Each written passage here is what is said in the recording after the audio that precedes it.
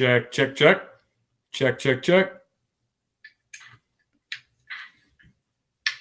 Check, check, check. Check, check, check. And it's on. So I'm going to just sit and wait for a minute, maybe share this out.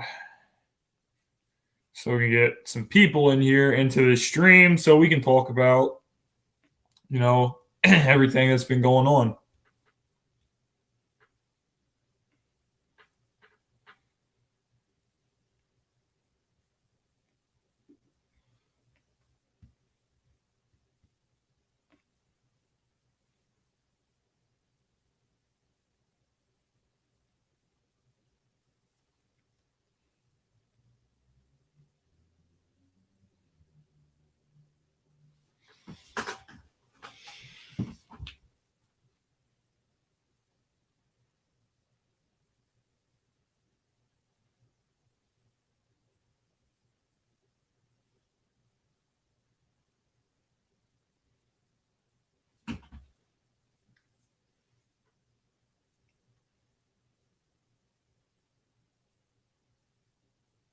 Yo, what's up, Alex?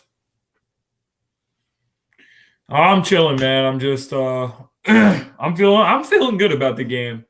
I just got done watching that Clemson versus Ohio State game. It was a great game, by the way. But yeah, you know,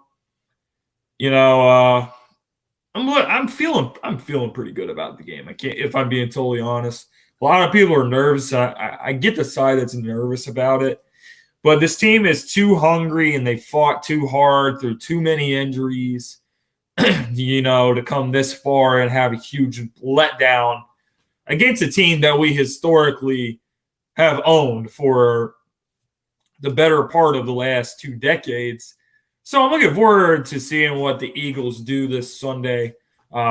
Jordan Howard is back. Ertz is out. So I'm excited to see Dallas Goedert step into that tight end 1 role and try to make some plays there. And Boston Scott with Miles Sanders has been very productive. Those two, Miles Sanders has really separated himself from the rest of the pack, and he's going to be the lead running back going forward for the Eagles.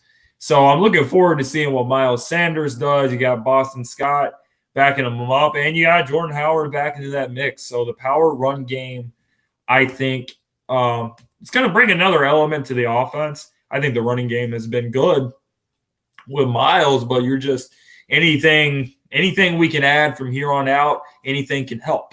So I'm looking forward to seeing Jordan Howard. I'm probably not expecting him to do anything crazy like we've seen him in the past. Had a really good game against the Chicago Bears, had a really good game against the Green Bay Packers.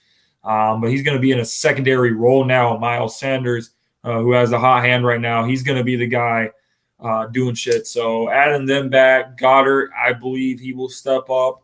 Whiteside, Greg Ward, these 2 young receivers that we have, we've seen them make plays the last few weeks. So we're going to look for some more of that from these young dudes, and we're going to try to see what this offense can do against the New York Giants, who really haven't had a lot of success on the defensive side of the ball this year. So I'm looking forward to seeing what happens, man. I mean, Carson Wentz, through the good and the bad, he's had a lot of ups and downs this season. Really didn't look good at all, and he's pretty much just thrown to the wolves. The guy was thrown to the wolves after the Seattle Seahawks game and the New England Patriots games, both of those games in a row. Probably the worst 2-game stretch that I can remember of Carson Wentz in a long, long, long time. Okay, and he's had a few games like that. His rookie year against the Bengals, had a game like that against the New Orleans Saints. Had another game like that last year, a little 48-7 loss. He's had ups and downs, but I think that stretch right there was the worst of his entire career. Okay? And he got thrown to the wolves by a lot of people. But after that, we found out who the real Carson Wentz was and is. He got thrown to the wolves Okay. And he came back and he returned leading the pack. And he has rallied these young players around him. And he has stepped up as a leader. Everyone questioned his leadership. He showed for the entire month of December that he can rally a team. People said he couldn't rally a team. People said he doesn't have that it factor like Nick Foles has. Okay? The guy has debunked every single narrative that has been written about him this year. Okay? Look at what he's done with the lack of talent around him. He has rose to the occasion when it matters the most. And that's what you pay your quarterbacks to do. Okay, when we're banged up, when shit hits the fan, we got to win. We got to win out to make the playoffs. Can you take us there by yourself? Can you do it? Can you rally the team when it matters the most? The answer is an emphatic yes. So that's been the most impressive part of this 3-game run. Every single narrative that has been written about him has been smashed. Okay? The team likes Foles better. He's not a leader. He can't win big games. He can't have a clutch performance. Can't have a clutch performance. Yeah. Can't beat Dallas. Dallas was coming in on, 4 straight wins against us? Oh, the Dak Prescott owns Carson Wentz. And Carson Wentz outperformed Dak Prescott badly. Very badly. Okay? So that narrative got smashed. And now, come this week, come tomorrow, or later today, technically, because it's past midnight, another narrative is going to go out the door, okay? And it's going to be Carson Wentz can't stay healthy. Carson Wentz can't do this. He can't play 16 games. Okay? First of all, Carson Wentz already played he's already played 16 games in his career. He played 16 his rookie year. Okay? So all the people that said he's never played a full season, well, they're wrong anyway. That's number one. Number two, he's just taken every single narrative and smashed it. And this health thing, it was a huge reach by a lot of people, by saying, he's injury prone. Well, let me explain to you guys what Carson Wentz has been dealing with his injuries the last few years. And let me explain to you what actually being injury prone is. Okay? So when a player is injury prone, it means they get hurt every year, no matter what. They're out multiple times. They get hurt in multiple games. You guys want to know a player who's injury prone? Look at Sean Lee for the Dallas Cowboys. This has probably been the first year in a while that this guy hasn't freaking pulled a hamstring every single time he steps on the field. Okay? This guy used to pull his hamstring walking to the Gatorade cooler to get a drink. Okay? Sean Lee is fucking injury prone. Carson Wentz is not injury prone. He never has been injury prone. What's been the deal with Carson Wentz is this guy had a freak accident injury in 2017. And he came back way too early last year. It was obvious that he came back too early because he wasn't making the plays that he's making this year. He was not able to escape the pocket ever. He was a statue. He didn't move. He looked like a robot. Okay? So this year it's totally different. It's the difference in being healthy. He never was healthy last year. He got rushed back. Why did Wentz get rushed back, guys? Why did he get rushed back last year? Because Nick Foles, who we paid $20 million coming off that Super Bowl year, struggled mightily first 2 games of the season. So after seeing Nick Foles play for 2 weeks, this is what Doug Peterson said. He said, oh, shit.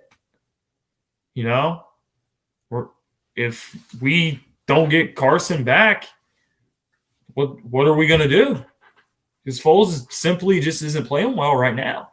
And I know people don't want to say that because, well, Foles won us a Super Bowl and Foles, people love Nick Foles. But the fact of the matter is, when Carson Wentz has a bad game and when Nick Foles does, the bar is right here for Carson and it's right here for Nick. So Nick didn't get bashed. Some of those games, Foles has had with us the last few years, mainly last year, Carson would be getting fucking bashed for if it was him. But it's not. So there's a double standard when it comes to those 2 quarterbacks. But that's really the reason why Carson was rushed back in the first place. So, and when you come off a torn ACL and you're not putting pressure on your knee and your leg, you're trying to avoid it, it puts more pressure on your back. So he ends up with a back injury. Knee injuries and back injuries are really correlated together. So that's what happened. That is not the same as injury.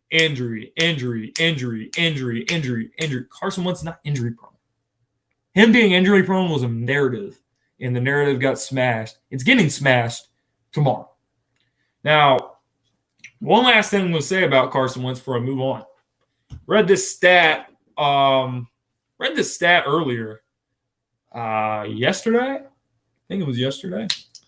So Carson Wentz has the chance, if he throws for 250 yards in this game. Okay. There's never been a Philadelphia Eagles quarterback that's ever thrown for 400 yards in a season. Okay. So not only will he be the first 4,000-yard passer in Philadelphia Eagles history, he will also be the first quarterback who has ever thrown for 4,000 yards while not having one wide receiver catch over 400 yards. Over 500 yards, excuse me. So Sanders is the second leading receiver on the team. Okay. Miles Sanders has 500. He has 500 something yards. So Miles Sanders has more yards than any of our wide receivers. Okay. Ertz has 900 yards. But there has been no production from anyone else on the entire team. Dallas Goedert here and there. Other than that, you went months without Mac Hollins making a catch. He made a catch. His last catch with us was against the Detroit Lions. And after that, he did not make a catch his entire time with the team until he was released. Okay? Made a catch with the Miami Dolphins. His next catch after that game was with another team. Aguilar dropped so many passes. And he cost us several wins this year, by the way. I think he cost us the Patriots game. I think he cost us, obviously, the Falcons game. He cost us the Lions game. So I think Aguilar has cost us 3 wins this year, if not more than that. Okay, that's a 3-win minimum, and we're 8-7 right now. So, I think this team could be 11-4 right now. Okay, we might be a higher seed than we are. We obviously the Saints are still really. I think the Saints are actually currently the 3 seed. They're 11-3, which is crazy. But we would the bottom line is we probably would have won a lot more games, and we certainly would have a chance to be higher than the 4th seed in the playoffs. So you don't get production from Aguilar. Jeffrey is a complete shell of himself. He's a rat in the locker room. He runs his mouth about Carson Wentz. Burner accounts. Him and Aguilar. These guys are friends. These guys are homies. And they both teamed up against Wentz this year. And you notice how when these guys go out, when these guys are injured, obviously Alshon Jeffrey was out for the season, guess what? All the drama disappeared. When you unleash these young guys, when you unleash Whiteside, you unleash Greg Ward, poof, everything's gone. Is that a coincidence? So all the shit that's happened this year on the field and off the field, and Carson Wentz has overcome everything, is very impressive. So the time has come for all the bitter-ass haters who, and there's people in this fan base that I could call out right now. There's a lot of guys I could call out that were jumping the gun, and as I said earlier, threw him to the wolves. I could put a lot of people on blast for throwing him to the wolves. Talking about, well, I told you we should have traded for Foles. We should have kept Foles. Foles would win more games with us. I'll tell you something right now. Foles is holding a clipboard for a 5th-round rookie in Jacksonville. And Gardner Minshew isn't that good. Okay? People think he had a few good games this year to start the year in Minshew Mania. Guy's not that good. You know, this guy is not some rookie sensation, all right? And Foles is holding his clipboard for him. Okay? If Foles had to play with all these injuries on the fucking team for a whole season, number one, the narrative about what people say about Wentz is exactly the case for Foles. Foles is injury prone. Foles has never finished a full season. Foles, the most games he's ever played in a season was 10 games. Okay? 10. Never played more than 10. So he probably wouldn't even still be standing. This year, Carson Wentz has taken a career high in sacks. And we all know Foles cannot move like Wentz. So this guy would get sacked a lot more times. He would turn the ball over a lot more times. And we would lose a lot more games. There's a lot of games this year that we've won simply due to the fact that we have Wentz. So as I said, the people that were commenting on my shit and coming into my live streams and doing all this hooping and hollering about Nick Foles when the chips were down with Wentz after the Seattle game, after the New England game. These guys are gone. Wentz gets thrown to the Wolves. He leads the team. He comes back. He returns leading the entire pack of the Wolves he was thrown to. By you guys, by you genius, smart fucking fans that think you know everything about football. Okay? A lot of you need your fan cards revoked. I could rip a lot of people's ass, put a lot of people on blast right now. I ain't going to fucking do it. I ain't got the time for it because the list is way too long. But there's a lot of people who your fanhood should be questioned. And it is questioned by me. So I will leave that alone, though. I will turn the other way. Guys are nowhere to be found right now.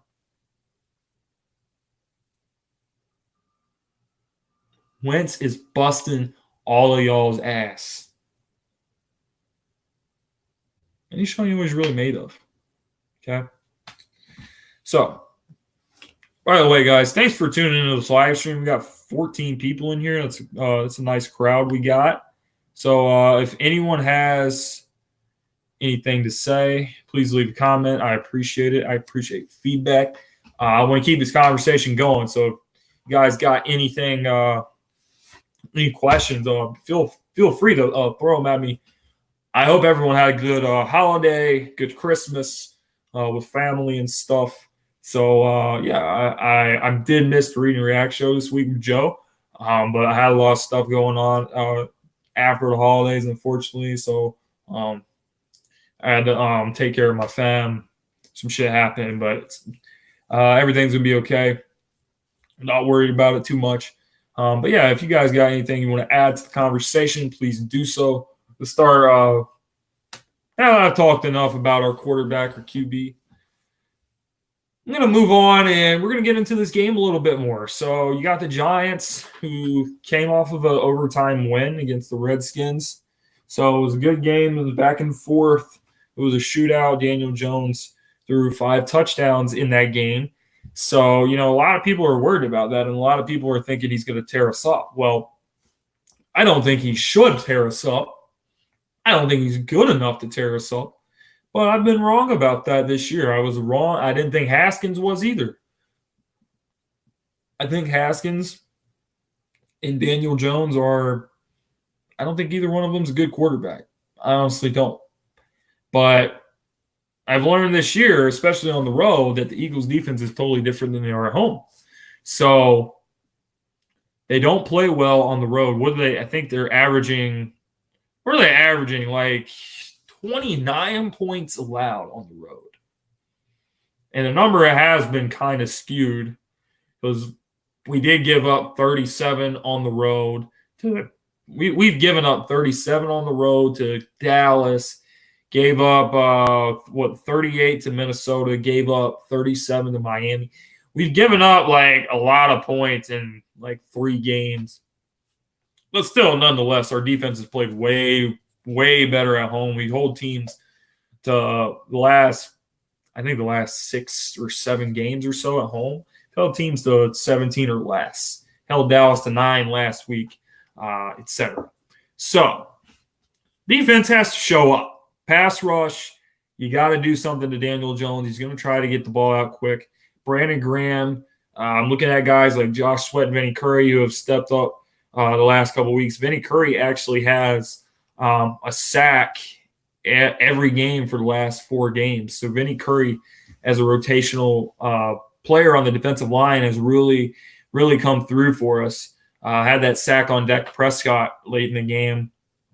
That kind of put the Dallas offense in a tough position, put them behind the sticks quite a bit, put more pressure on them. Josh Sweat has been impressive too. The guy, he is, in my opinion, he is one of our most improved players from last year to this year.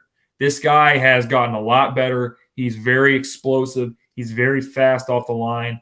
He's made some game-changing plays for us, tackling Ezekiel Elliott in the backfield a few times. He actually has 5 sacks this year.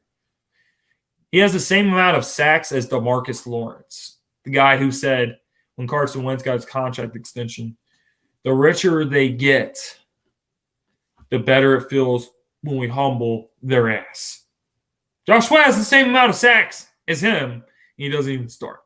So props to Josh Sweat. These guys got to step up. Fletcher Cox, Brandon Graham, all these guys, Derek Barnett. We need these D linemen. It starts up front. You guys got to handle business. You got to win at the line of scrimmage. You got to get pressure on Daniel Jones. Because when you get pressure on Daniel Jones, bad things happen. He is a turnover machine. He has led the league in fumbles. He will throw interceptions left and right. The guy gets rattled easily. And when he makes one bad play, he starts thinking about it.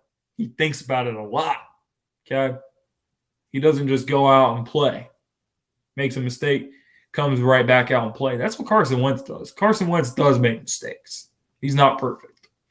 But when he does make a mistake, usually he finds a way to respond back from it and get the job done. Daniel Jones, not so much. So the defense has to pretty much show up. Just I don't even have to do anything crazy. Just show up and play defense. Okay. Jam these receivers at the line. Mess up the timing. Just mess up the timing. Throw them off. Everything will be okay. Okay.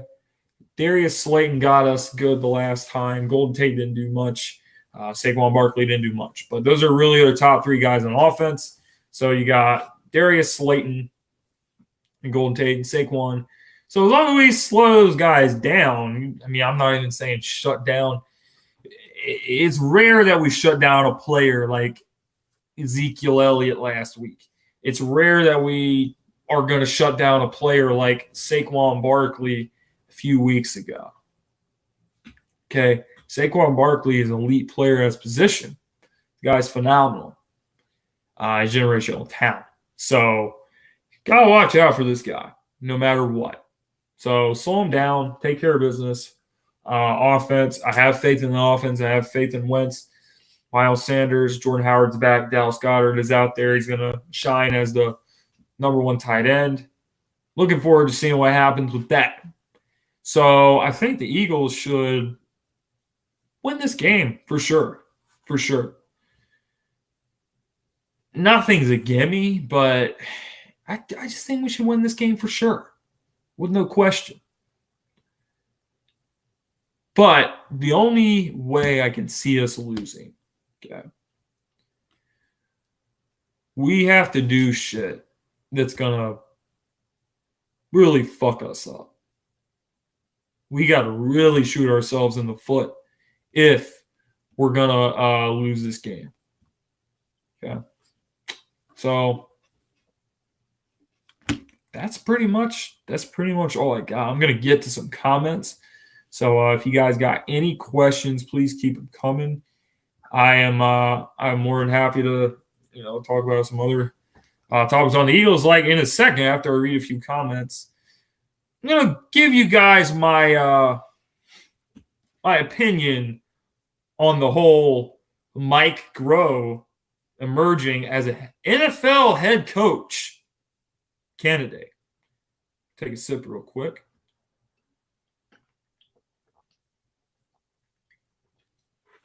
Or a few sips because I've been talking for quite a while. Henry Butt says, "What's up, Philly Jim? What's up, Henry? It's good to see you here tonight, my man." Reading some more comments here. Ooh, how do I think we will play without Ertz? Ertz creates matchup problems. He draws double teams. I'm not saying we won't miss a beat without Ertz, but I do have faith in Dallas Goedert. I think Dallas Goedert would be a number one tight end on a whole lot of teams in the National Football League. And I think he made some huge plays for us down the stretch against the Dallas Cowboys. Of course, he had the touchdown, had a really nice catch down the sideline in the second half. He's really made an impact on tight end screens this year. So I have faith in Dallas Goedert regardless as a number one tight end. So I'm not saying it's great that Ertz is out, but I have faith in Dallas Goedert stepping in as the next man up. And you also got guys like Joshua Perkins. You re-signed Richard Rodgers. So you got guys that can actually play. And Richard Rodgers has big game experience with Aaron Rodgers, catching a couple of Hail Mary touchdowns from Aaron Rodgers. So this guy knows how to play when he has to play. So I think we'll be okay for this game, and hopefully Ertz only needs a week of rest and be ready to go because we're going to need him for this home playoff game that we'll be hosting next week. So I'm going to check out some more comments. Can't wait for tomorrow, guys. Sanders should be offensive rookie of the year. Okay.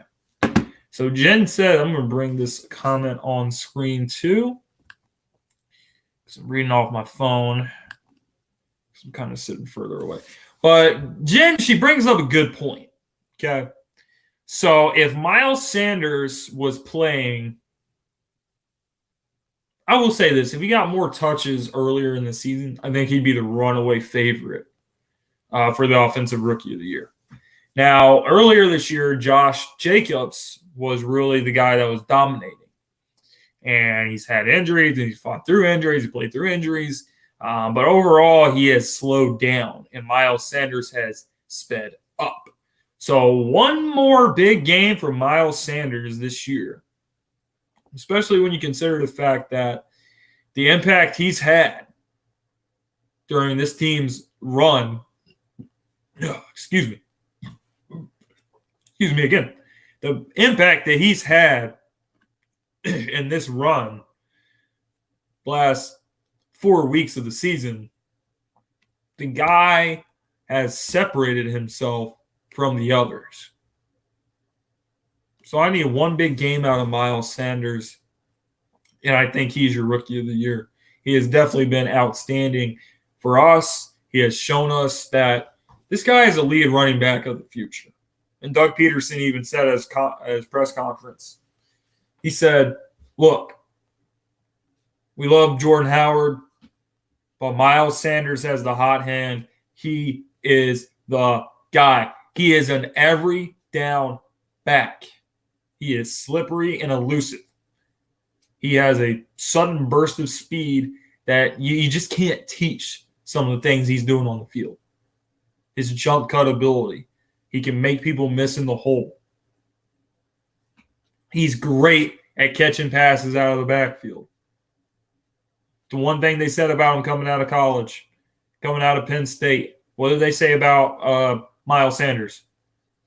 What did they say about him? They said he can't block. They said he can't pick up a blitz. The guy can pick up a blitz, trust me. I've watched him. Go back and watch some of our games from this year. There's a blitz coming. They're sending a linebacker, 240-pound linebackers coming at Miles Sanders.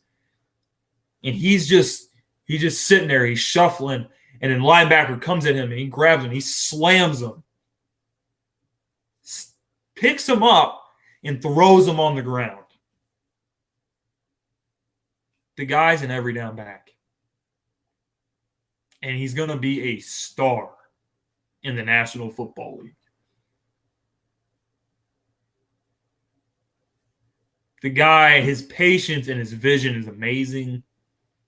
Earlier this season, he used to get tackled in the backfield a lot because he would try to make plays himself. We're seeing a different Miles Sanders now. Miles Sanders we're seeing now waits for plays to develop. He's patient with his offensive line. And when he finds a hole, he explodes through the hole, and he's gone most of the time. We saw him break off that big run at the end of the game. So Miles Sanders absolutely showing out, making the most of his opportunities, showing that he is, in fact, a lead running back for the Philadelphia Eagles. So there's not much more to say about Miles Sanders than everything I just said. So absolutely, Jen, I think you're absolutely right about that. So I'm gonna read some more comments. Keep the comments coming, guys. I got plenty of time to keep the stream rolling.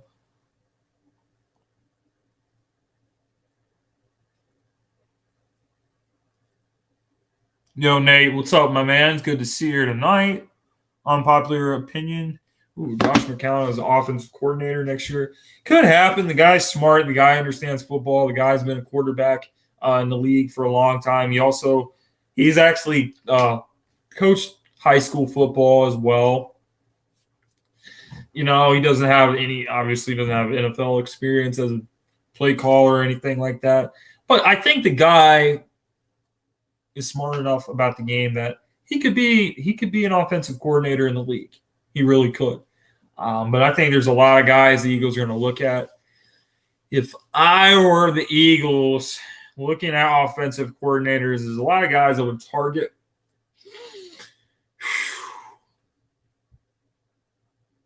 I'm going to go ahead and say the number one guy that I'm going to target is John DeFilippo. I'm going to see if John DeFilippo would like a chance to come back to Philadelphia, guy who's familiar with Carson Wentz, and a guy who Carson Wentz is familiar with.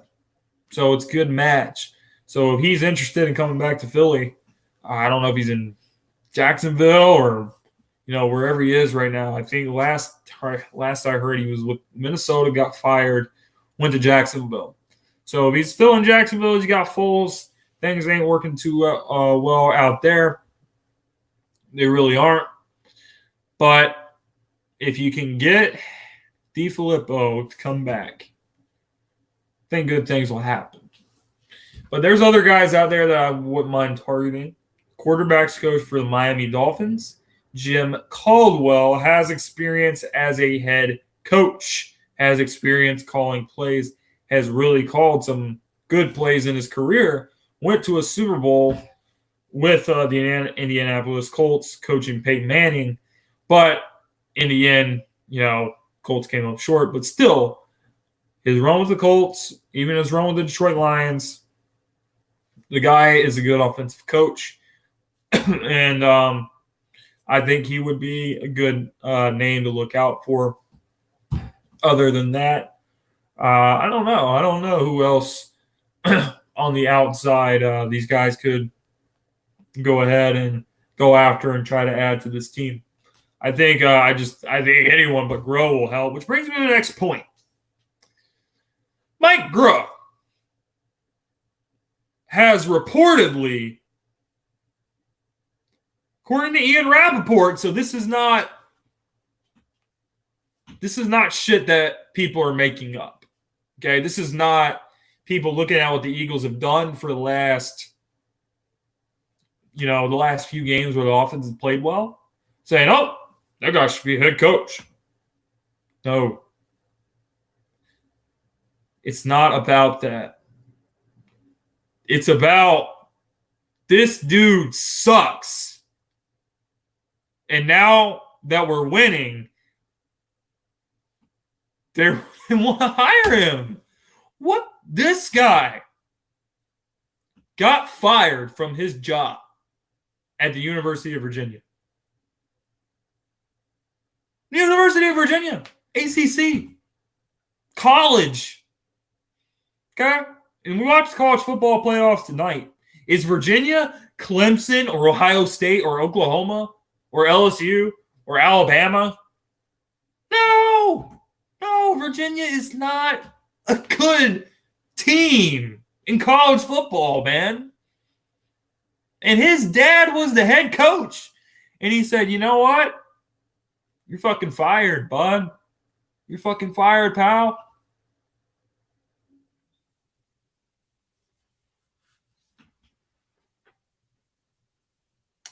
But teams want to hire Mike Groh as a head coach.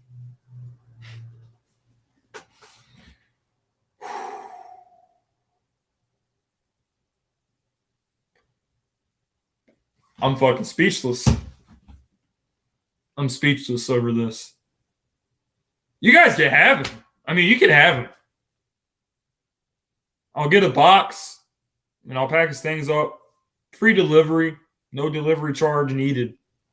Okay? It's just mind-boggling to me that this guy is so bad as a coach.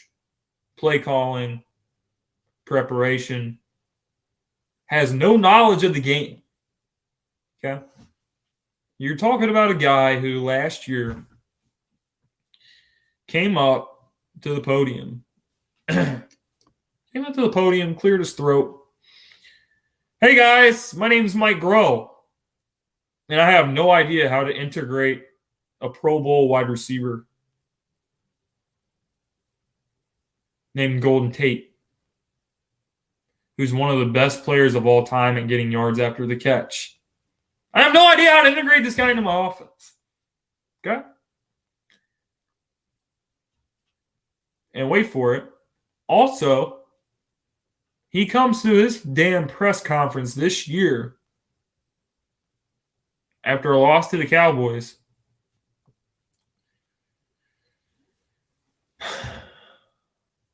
And he says, Mack Hollins ran some good routes.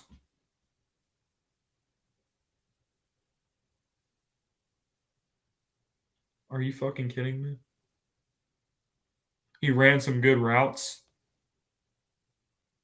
That's the best shit you can come up with. Okay? That's not the type of shit you say after a loss, especially a blowout loss to your division rivals. I've listened to this guy enough to know that I know more about football than he does. I'm a fan. I have a YouTube channel.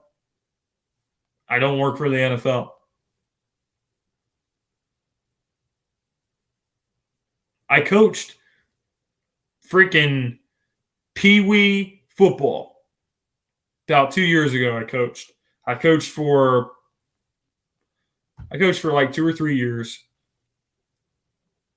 I was a receiver coach, and there was a few games where some of the coaches couldn't be there, so I called plays. I called actual plays in games. And I'm convinced that I'm a better play caller than fucking Mike Groh is. Okay? And that should be, if that is not alarming to you guys, and if that is not alarming to another NFL team, they might as well sell the fucking team. And they might as well forfeit the 2020 season. Because that's horrible. But you know what? The NFC East team, if the Giants fire Pat Shurmur, the Redskins fire Jay Gruden, the Dallas Cowboys are going to fire Jason Garrett. If any of those three wants Mike Groh, be my guest. Please. Please be my guest. Not only do we want him gone, if he's calling plays for you guys now, good luck. Good luck. Because that motherfucker is a straight scrub. Doesn't know shit about football. Should have never been coaching in the NFL. You can go get an equipment manager. You know, with equipment managers, sometimes they sit in the back room. I know it because I was an equipment manager when I was in college. So they sit in the back room and they take their footballs, right? And it gets this little brush and they like brush it until the football is like really, really, really, really brown. So it's a lot easier to grip. I would get a guy who does that all day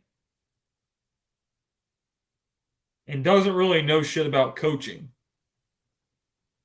and let him be the offensive coordinator over Mike Groh. That's how bad I think Mike Groh is. Yet teams want to hire this guy.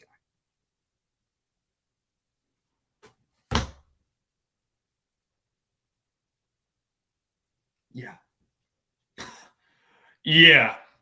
Yeah. All right, I'm done with that. I'm going to read some more comments now. Yeah, I made a little bit of money coaching. It wasn't anything crazy. It was like, it was probably like $30 a game, and there was about 10 games a year. So it was a good thing to have on the side, doing shit with kids on the weekends. But yeah, nothing crazy. There was a few games I was the head coach because coaches couldn't make it. So it was pretty cool. I was like, all right, guys, we're not allowed to curse, but I was like, you know what? Let's go out there and let's fuck them up. Let's show them what we're about. And yeah. So it was nice. It was really cool. Oh, revenge game in Seattle Seahawks. I think, now hear me out here. The Eagles have to find a way. If they make the playoffs and they match up with Seattle, they got to find a way to win that game. They came close to winning it last time that we met this season, but unfortunately, Carson Wentz has had so much of a rough outing that it just wasn't too good. So we weren't able to put up together any scoring drives until it was too late in the game. So here's the deal. You find a way to win that game. I think the Eagles potentially could find themselves in the NFC Championship. Now, hear me out. I think the road is easy for us. Not easy, but not as hard as one would think. You start out with Seattle, you somehow beat them. Divisional round, you get DeSean Jackson back. With the way this offense is playing, with the way Ward is playing, with the way these tight ends are playing, Miles Sanders, you get Jordan Howard back, you got Boston Scott. Screen game's great. Guys are playing hungry. You add that deep threat down the field, no one is going to want to see us. We're also going to be a hot team. And if potentially we win that playoff game in the wild card round, we're going to be coming off of 5 straight victories. We're going to be on a roll. If you somehow go into San Francisco with a team that's as healthy as it's been all year, look out below. This team is getting hot and finding its stride at the right time. Shit's very impressive. So, Giants, if you're going to keep us out of the playoffs, then keep us out of the playoffs. Otherwise, look out below. That's all I got to say about that.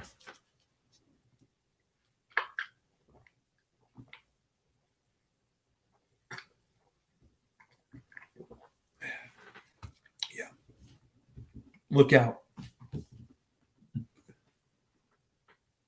Yep, that's exactly right, Alex. We are getting hot at the right time.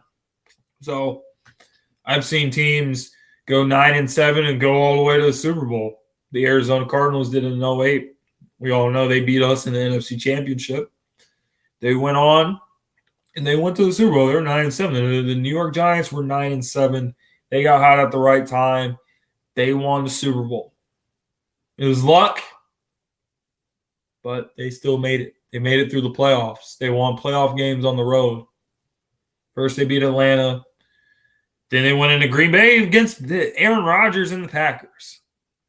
Yeah. And Aaron Rodgers and the Packers were 15-1. Aaron Rodgers was the league MVP. He threw 45 touchdown passes that year. Don't matter. Giants go in there, get a W. Then they go to San Francisco. They win that game. They're in the Super Bowl. And they beat New England again. Can't make this stuff up. You don't have to be top seed to go all the way. If you're hot, you're hot. And if you're telling me the Eagles run the table, go 9-7, win the NFCs, host a home playoff game, win a home playoff game, 5-game win streak heading into the divisional round, that's scary. Getting healthy, getting DeSean Jackson back, Jordan Howard just came back. Lane Johnson might be back soon. You get Ertz back. I'm telling you, this team's going to be rolling, and they're going to be ready to play anyone in the league. Now, it took them long enough to play like they are ready to play anyone in the league. And shit, we've been dealing with injuries since day one. But damn, it's about damn time. We're going to make some shit happen. I really think so. So, I'm ready for it. I hope you guys are ready for it. Now, if you guys don't got any more questions or comments, I'm going to go ahead and shut the stream down. It was a great stream. You guys are awesome, as always, for, talking with us, talking with me, supporting the channel, supporting my videos, supporting my shit, supporting the Reading React show, supporting Joey Shakes all the way. The two of us are a team. So whatever you guys, everything you guys do to support Joey, I take it as you're supporting me, and he would probably say the same. So, we appreciate you guys supporting us on this journey the whole season. It was a good season doing the Reading React show. We hope to do it in the playoffs and keep it going in the off season and make shit happen and see where this thing can really take off. So the Reading React show will return after the game, most likely. Me and Joe will give our initial thoughts on the Eagles, hopefully with another victory over the Giants and heading into the playoffs hot as ever. So, that being said, guys, thank you very much. This is your host, one of those Philly Jim. We'll see you tomorrow with some post-game videos and things of that nature. Till then, go Birds, fly Eagles, fly. I will see you guys later.